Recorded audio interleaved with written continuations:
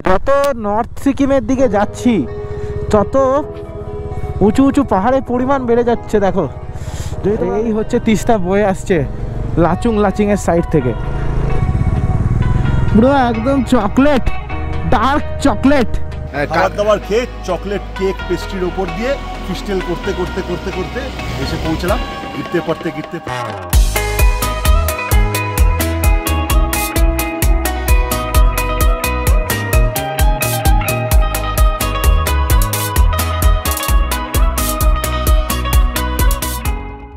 So good morning guys, good morning from Phoenix Lodge Siliguri. তো তোমরা যেমন জানো আমাদের নর্থ সিকিম গুদাংমাল লেকের আজকে সেকেন্ড ডে, আর আজকে ডেট হচ্ছে 20 জানুয়ারি 2025।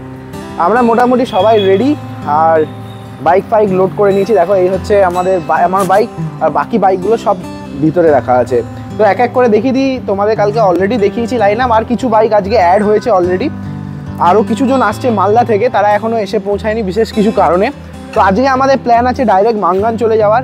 এবার মাঙ্গান দুটো রাস্তা দিয়ে যাওয়া যায়, একটা হচ্ছে গ্যাংটক হয়ে আর একটা ডিকচু হয়ে। তো আমরা এখন ডিসিশন নিইনি যে ডিকচু হয়ে যাবো কিনা, কারণ ডিকচুর রাস্তায় একটু স্ল্যাশ রয়েছে, তো একটু অফরোড রাস্তা রয়েছে ডিকচুর রাস্তাটায়। তো সব মিলিয়ে দেখতে গেলে আজকে একটা খুবই ঝলমলে ওয়েদার আর একটা সুন্দর অ্যাডভেঞ্চার হতে চলেছে। মোটামুটি শিলিগুড়ির জ্যাম থেকে আমরা বেরিয়ে পড়েছি। এখন টাইম হয়েছে 9:10। বেরানোর কথা ছিল 6টায়, কিন্তু আনফর্চুনেটলি যারা দূর থেকে আসছিল আজকে আমাদের সাথে মিট করার কথা ছিল, তারা দেরি করে ফেলেছে। তো যাই হোক, এইখানে দেখতে পাচ্ছ সামনে এই যে জঙ্গলগুলো, এখান থেকেই শুরু হচ্ছে আমাদের বেঙ্গল সাফারির রাস্তা। মানে বেঙ্গল সাফারির যে রাস্তা সেবক ঢোকার আগে অবধি, সেই রাস্তা এখান থেকে শুরু। এখানে অনেকগুলো আর্মি বলতে পারো ক্যান্টনমেন্টের মতো রয়েছে, আর এখানে রয়েছে অনেক বলতে পারো ওয়াইল্ড লাইফ স্যাঞ্চুরির মতো করে রেখেছে। তো এই সেবকের রাস্তায় না মাঝে মাঝে ভালো মতো জ্যাম হয়, আর সেই জ্যামটাকে অ্যাভয়েড করার জন্যই অরূপদা বলেছিল সকাল সকাল বেরানোর জন্য, কিন্তু আমাদের বেরানো অনেক লেট হয়ে গেছে। মানে সত্যি কথা বলতে অনেকটাই লেট হয়ে গেছে। উঠে গেছিলো সবাই সকাল সকাল, বাট বেরোতে বেরোতে লেট হয়ে গেছে। আর এখান দিয়ে দেখতে পাচ্ছ গ্যাংটক 104 কিলোমিটার, মালবাজার 44 আর কালিম্পং 54 কিলোমিটার। বন্ধুরা জাস্ট বেঙ্গল সাফারির রাস্তা শেষ হতে চলেছে, আর সামনে দিয়ে দেখতে পাচ্ছ তিস্তা নদী হালকা হালকা দেখা যাচ্ছে। ওই যে তিস্তা নদী ওই সাইড দিয়ে, ওই যে তিস্তা নদী দেখা যাচ্ছে।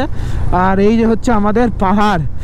আবার যেন মনটা ভালো হয়ে গেল, অরুণাচলের পরে আবার পাহাড়ে এলাম, আর পাহাড় দেখলে সত্যি সত্যি মন ভালো হয়ে যায়। আর আমাদের রাইডাররা পুরো একদম জোশে, পাহাড় দেখে আরও বেশি জোশে চলে এসছে। সুন্দর সুন্দর একটা ভিউ। টার্নিংটা নেওয়ার পরে জাস্ট দেখো ভিউটা, জাস্ট দেখো ভিউটা, কি অসাধারণ, কি অসাধারণ ভিউ। দেখো চারিদিকে পাহাড় আসলে মন ভালো হয়, আর ওই জন্যই আমি যতটা ফলো করি 2-3 মাসের মধ্যে পাহাড় ঘুরতেই হবে, এটাই মোটিভেশন দেয়। জাস্ট ভিডিওগুলো বানাই তোমাদের জন্য, চেষ্টা করি যে তোমাদের জন্য ভালো ভিডিও বানানোর। এটা আমার প্যাশন নয়, এটা আমার ডেডিকেশন অ্যান্ড প্যাশন দুটো মিলিয়ে, মানে এটাকে ভালোবাসি এই জিনিসটাকে, আর এই জিনিসটাকে ভালোবেসেই করা। তো এই যে ট্রেন লাইন, আর আমরা সেবকের রাস্তার টার্নিং রাস্তায় ঢুকতে চলেছি এই রেল ক্রসিং পেরালেই। রেল ক্রসিংয়ের জন্য সেবকের রাস্তায় জ্যাম দেখেছো ফেরার সময়, ঠিক সেম জিনিসটা আসার সময় হয়। তাও 9:10 বাজে বলে আমরা অনেক আর্লি আছি, নাহলে সেম জিনিসটা যাওয়ার সময় রাস্তাতেও তোমরা ফেস করবে। তো তোমরা যখন রাইড স্টার্ট করবে আর সেবকের রাস্তা ধরে আসবে, তোমাদেরকে আমি সবসময় সাজেশন দেবো যে যতটা আর্লি মর্নিং স্টার্ট করতে পারো ততটা বেটার। তো তোমাদেরকে রোড ম্যাপটা আমি অলরেডি শেয়ার করে দিয়েইছি। আর আজকে আমাদের ডেস্টিনেশন মাঙ্গান। মাঙ্গান দিয়ে দুটো রাস্তা যাওয়া যায়, দুটো রাস্তা দিয়ে মেনলি মাঙ্গান যাওয়া যায়, আর দুটো রাস্তাই সাজেস্টেড, একটা হচ্ছে গ্যাংটক হয়ে আর একটা ডিকচু হয়ে। তো ডিকচুর রাস্তাটা এখন ব্যাক কাটিংয়ের কাজ চলছে, যার জন্য ডিকচুর রাস্তাটা একটুখানি স্ল্যাশ আর অফরোড ভালো মতো রয়েছে। তো তাই জন্য অরূপদা বলছিল যে পিনিয়ান নিয়ে একটু চাপ হয়ে যাবে, বাট ইটস ওকে। ডিকচুর রাস্তা দিয়ে হয়তো আমরা যাবো। আগে আমরা ফাল্গুনি রেস্টুরেন্টে যাবো। ফাল্গুনি রেস্টুরেন্ট এখান দিয়ে বেশি দূর নয়, আর এখান দিয়ে দেখতে পাচ্ছ আমাদের টার্নিং রাস্তা পুরোপুরি শুরু হয়ে গেছে। এই যে আমাদের সেবকের পবিত্র কালী মন্দির। জয় মা, মাগো মা, রক্ষা করো মা, সব যেন সবাই ঠিকঠাক করে গুরুদাংমার যেন খোলা পায়, গুরুদাংমার না বন্ধ হয়ে যায়। জাস্ট এটা দেখো মা, সবাই ঠিকঠাক করে ফিরে আসে। সেবকের রোডে এখন ভালো মতো রাস্তার কাজ চলছে, যার জন্য দুদিকেই গাড়িকে ওয়েট করিয়ে করিয়ে ছাড়ছে। দেখো এই পাশে গাড়ি যাচ্ছে, এখন ও পাশের গাড়ি এখন ওয়েট করছে। সেবকের রাস্তাটা একটু খারাপ রয়েছে, একটু ভালো মতোই খারাপ রয়েছে কিছু কিছু জায়গায়, মানে প্যাচেস, মানে কাজ চলছে বলতে পারো, যার জন্য এইরকম হয়ে রয়েছে রাস্তা।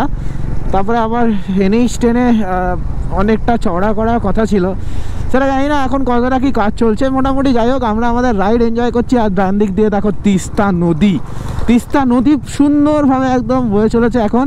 কিন্তু এই তিস্তা নদী কিছুদিন আগে কি অবস্থা করেছিল বর্ষাকালে কালিম্পং সিকিমের, সেটা তো তোমরা জানোই।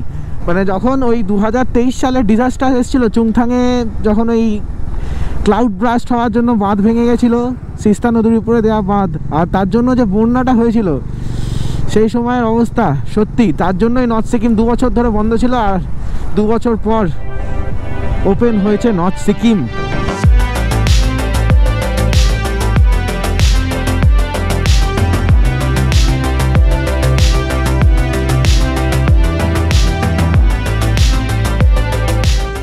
তো এখান থেকে রাইট সাইডে চলে গেলে তোমরা চলে যাবে কালিম্পংয়ের দিকে, আর আমরা লেফট সাইডে চলে যাব টুয়ার্ডস সিকিম। তো মানে তিস্তার অবস্থা, আর এখানে ভালো মতোই স্রোত ছিল এক সময়, বাট এখন কিছুই নেই। কিন্তু রিভার র্যাফটিং পয়েন্টটা এখনও রয়েছে, আর এখানে এখনও রিভার র্যাফটিং করা হয়। আর কিছু বছর আগে অবধি আমি যতদূর জানি এখানে একটা ক্যাম্পের ফেসিলিটিও ছিল, মানে ক্যাম্পিং করতো লোকজন এসে, জানি না তারপরে বন্যা হওয়ার পর থেকে ক্যাম্পিং করা হয় কি না।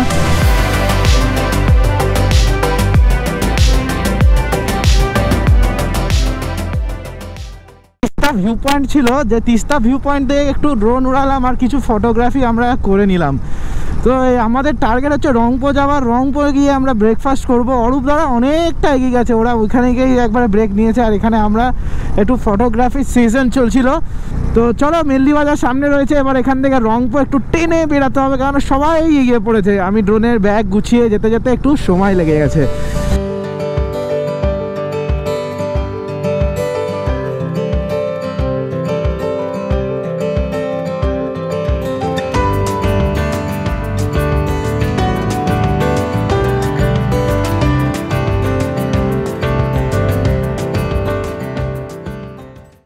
ছিলাম ফাল্গুনি হোটেল আর রেস্টুরেন্টে, এবার আমরা বেরিয়ে পড়বো টুয়ার্ডস মাঙ্গান।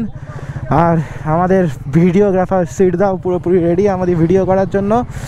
এখানে খেলাম ম্যাগি আর পুরি, আর তার সাথে এই তিস্তার ভিউ এনজয় করে নিলাম। 1 2 3 4 5 6 7 8 9 10 11 12 13 14 15টা।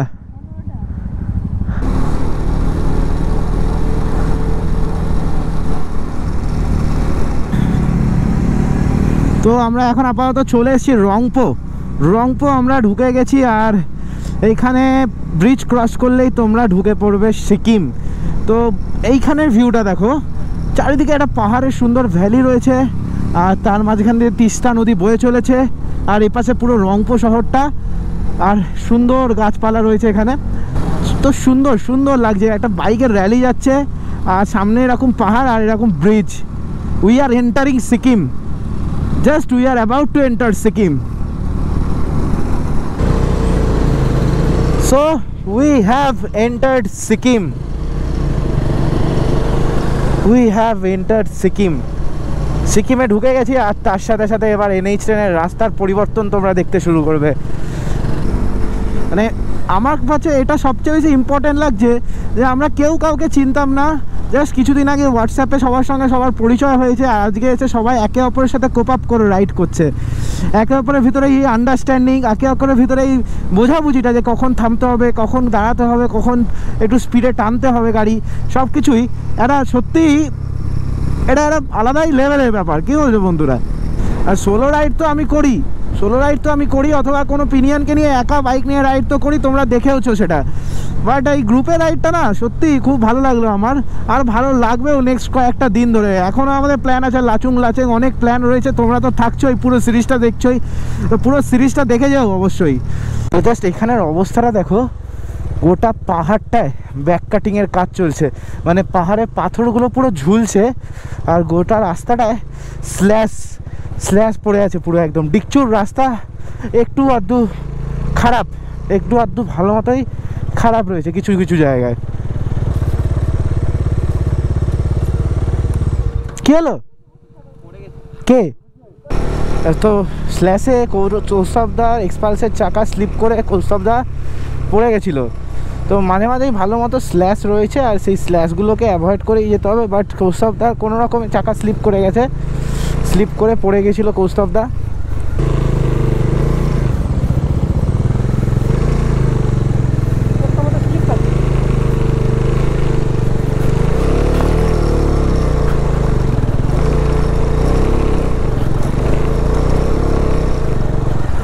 তো দেখতে পাচ্ছ এখান থেকে সাউথ সিকিম লেফট সাইডে চলে যাচ্ছে টুয়ার্ডস লিঙ্গু লিঙ্গি, অ্যান্ড রাইট সাইডে চলে যাচ্ছে নর্থ সিকিম মাঙ্গান চুংথাং লাচুং লাচেং।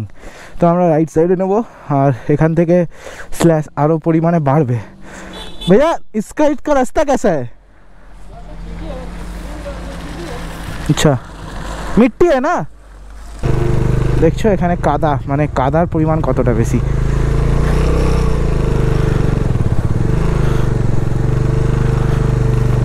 মোটামুটি ডিকচুর কাছাকাছি আমরা চলে এসেছি, আর ডিকচু এখান থেকে 13 কিলোমিটার। ডিকচু যাওয়ার রাস্তায় যদি তোমরা আসো, মানে তোমরা যদি মাঙ্গান যাওয়ার ডিসাইড করো, তো ডিকচু যাওয়ার রাস্তায় প্রচণ্ড পরিমাণে স্ল্যাশ আছে, প্রচণ্ড পরিমাণে। আর এরকম মাঝে মাঝে ছোটোখাটো ছোট করে পুচকি পুচকি ওয়াটার ক্রসিং তো আছেই। তো দেখো পুরো পাহাড়টাকে কেটে এই রাস্তাটা বানানো হয়েছে, ঠিক আছে? এই পাহাড়ের টুকরো পড়ে আছে, আর এইগুলো দেখো পুরো পাহাড়টা খোদাই করে দিয়েছে একদম। মানে কি হারে কনস্ট্রাকশন চলছে, ভালো মতো অফরোড, ভালো মতো অফরোড আছে।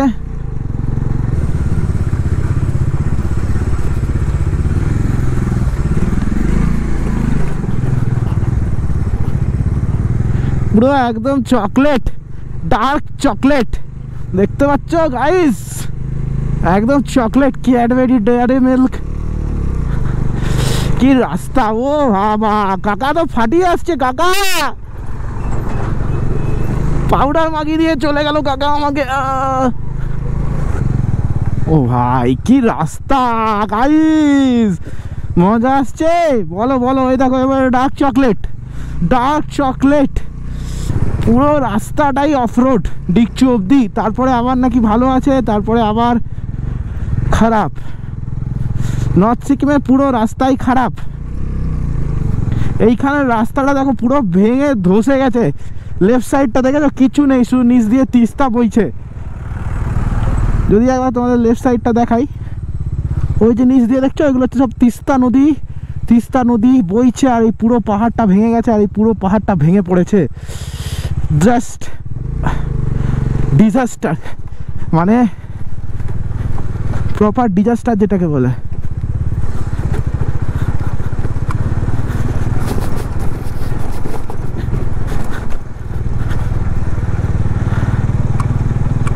ডিকচুর রাস্তায় যাচ্ছিলাম, ডিকচু থেকে 16 কিলোমিটার ডিস্টেন্সে মানে মারাত্মক অফরোড শুরু হয়েছে। ওই অফরোড পেরিয়ে, মানে তোমাদেরকে তো দেখেইছো, আমার পুরো ব্লগে তোমরা দেখেইছো আশা করি, পুরো ডার্ক চকলেট হট চকলেট সব মিক্স করে রয়েছে রাস্তায়। আর তারপরে দেখো সবার এক্সাইটমেন্ট, প্রত্যেকটা বাইক এখানে দাঁড়িয়ে রয়েছে, আর তার সাথে এরকম একটা ভিউ ব্রিজের উপরে, আর এই হচ্ছে এক্সাইটমেন্ট। মানে খুব মজা, সবারই মজা। এত বাজে অফরোড করার পরে সবার পারফেক্ট একটা মজার সিচুয়েশন এসছে।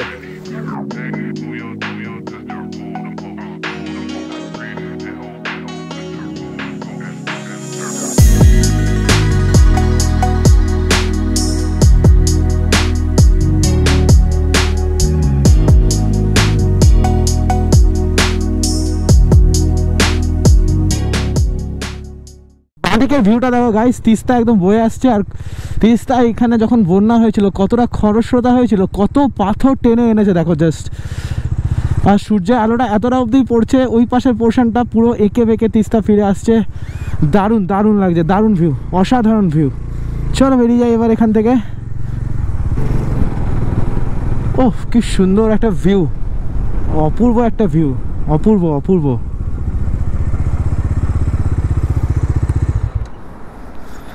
কি সুন্দর লাগছে তিস্তাকে এখানে দেখো, অসাধারণ। সূর্যের আলোটা পড়েছে আর জলটা যেন একদম চকচক চকচক করছে, কি সুন্দর। পুরো একদম সেই চেরি ব্লসমের মতো ফুটে আছে। পুরো এরিয়াটাতে যতগুলো গাছ দেখলাম প্রায় বেশিরভাগ গাছেই অনেক অনেক ফুল ফুটে আছে, আর প্রত্যেকটার কালার বার্গেন্ডি, কোনোটা গোলাপি গোলাপি, সুন্দর, অসাধারণ সুন্দর, অসাধারণ সুন্দর। পুরো পাহাড়টা কেটে নামিয়ে দিয়েছে এখানে, এই রাস্তা ঠিক করার কাজ চলছে, আর এখানে একটা ব্রিজ বানানোরও কাজ চলছে আপাতত। দেখতে পাচ্ছ পুরো একদম ক্লিফের মতো হয়ে আছে, সেই স্পিতি ভ্যালির রাস্তায় যেরকম থাকে পাহাড়গুলো পুরো ঝুলে আছে একদম। ও হো হো হো, ওয়াটারফলসটা দেখেছো কত উঁচু থেকে আসছে, গিয়ে তিস্তাতে মিশছে একদম। এখানে পাহাড়গুলোকে দেখো, এখানে পাহাড়গুলো কেটে একদম ঝুলছে। আরে কাকা আর কত ময়লা মাখাবে কাকা, আরে অডিয়েন্সরা কিছু দেখতে পাচ্ছে না। হ্যাঁ থ্যাংক ইউ। বলছি मंगन का रोड इधर है ना? या थैंक यू भैया, thank you for the facial also. এখন পরে আবার পুরো পিওর টারম্যাক পেয়েছি একদম। এবার ট্রেনে বেড়াই, মনে হয় সবাই এগিয়ে গেছে অরূপ দ্বারা, পিছনে অনেকগুলো বাইক রয়েছে আর কিছু লোক আগে চলে গেছে আর আমি মিডিলে।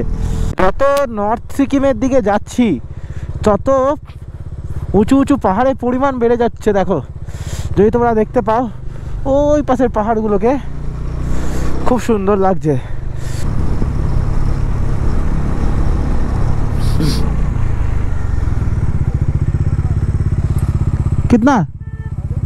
कितना करके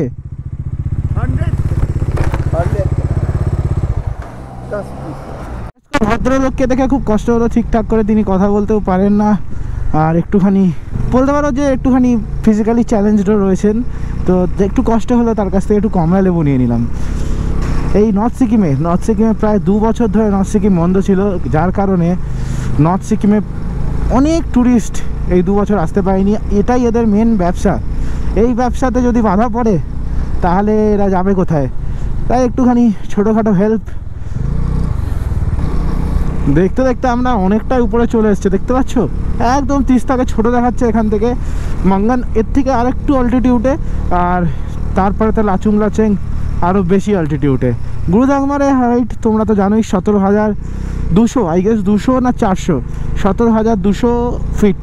আগেরবারে আমরা ভুমলা গেছিলাম 15,000 ফিট, তার আগে গেছিলাম লুংরুলা 14,000 ফিট, তার আগে গেছিলাম সেলা পাস 13,200 ফিট, আর লাস্ট ইয়ার সিকিম রাইডের সময় আমরা গেছিলাম নাথুলা, যেটাও 14,000 ফিট। তো এরপরে গুরুদাংমার মানে লাস্ট 6 মাসে আমি প্রত্যেকটা পাসের হাইট একটু একটু করে বাড়ছে। গুরুদাংমার কোনো পাস নয় ঠিকই, কিন্তু এটা সত্যি খুবই অসাধারণ, মানে এক কথা হচ্ছে অদ্বিতীয় জায়গা। জাস্ট ডান দিকের ভিউটা দেখো কি সুন্দর লাগছে, আর সূর্য ওই পাহাড়ের নিচে জাস্ট নামবে করছে, আর আমরা প্রায় মাঙ্গার থেকে 3-4 কিলোমিটার দূরে রয়েছি। টাইম হয়েছে 3:56, মাঙ্গান পর্যন্ত প্রায় পৌঁছে গেছি আমরা।